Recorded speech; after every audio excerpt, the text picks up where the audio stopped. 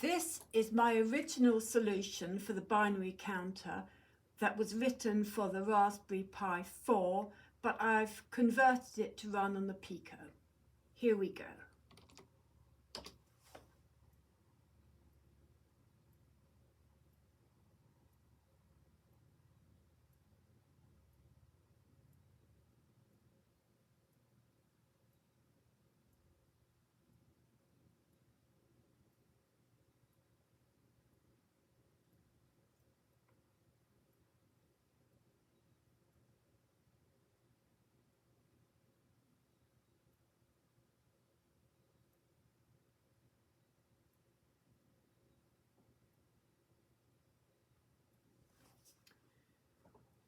You can also use it to count to any number up to 31.